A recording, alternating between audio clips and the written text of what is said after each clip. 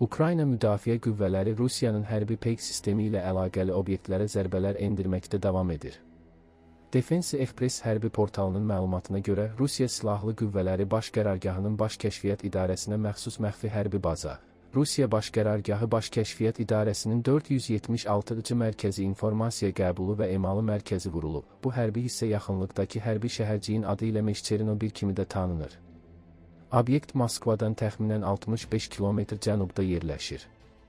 Məqalə müəllifləri qeyd ediblər ki, 258 saylı hərbi hissənin komandiri Igor Popov 2021-ci ildə rəsmi məlumata əsasən intihar edib. Məlumata görə, hərbi hissəyə zərbə iyunun 26-sından 27-sinə keçən gecə endirilib. Hadisədən sonra dəymiş zərərlə bağlı rəsmi məlumat açıqlanmayıb. Lakin peyk görüntüləri 258 saylı hərbi hissənin ərazisində yerləşən 3 mərtəbəli binanın və 770 saylı hərbi hissənin ərazisində yerləşən anqarın zədələndiyini göstərir. Həmin tikililərin hansı məqsədlə istifadə olunduğu, eləcə də eyni ərazidə yerləşən 2 ayrı hərbi hissənin konkret ixtisaslaşması barədə məlumat yoxdur. Bununla belə, binanın yaxınlığındakı xüsusi peyk rabitəsi anten kompleksi yalnız 2013-2016-cı illər arasında quraşdırılıb və 2018-ci ildə daha da genişləndirilib. Analitiklər bildiriblər ki, 2010-cu illər Rusiyanın kəşfiyyat peykləri qruplaşmasının sürətlə inkişaf etdiyi dövr olub.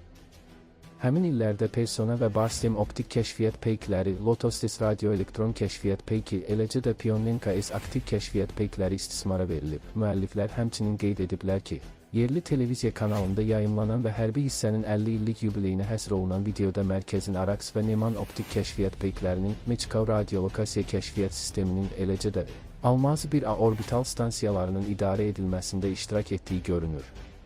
Bu orbital stansiyalar mülki adları ilə Salyut 2, Salyut 3 və Salyut 5 kimi tanınır. Bundan başqa, hərbi hissənin muzeyində Lotos peykinin maketinin nümayiş etdirildiyi də qeyd olunub.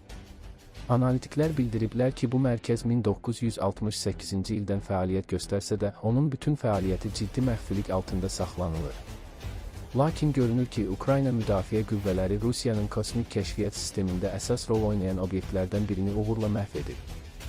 Xatırladılıb ki, Ukrayna Müdafiə Qüvvələri bundan əvvəl də Rusiyada yerləşən 2 peyk rabitə mərkəzinə uğurlu zərbələr endirib. Bunlar Moskva vilayətinin Dubna şəhərində və Vladimir vilayətindəki Vladimir şəhərində yerləşən peyk rabitə mərkəzləridir. Hər iki obyekt Rusiyanın dövlətə məxsus kosmik rabitə şirkətinə daxildir və Rusiya ordusunu peyk interneti ilə təmin edir. Hücumların məqsədinin Rusiyanın ekspres geostasionar rabitə peyklərindən istifadəsini pozmaq olduğu bildirilir. Ukrayna prezidenti Volodymyr Zelenski isə bəyan edib ki, Ukrayna Rusiyanın müharibə aparmaq üçün istifadə etdiyi hədəflərə qarşı qabaqlayıcı zərbələr endirməyə davam edəcək.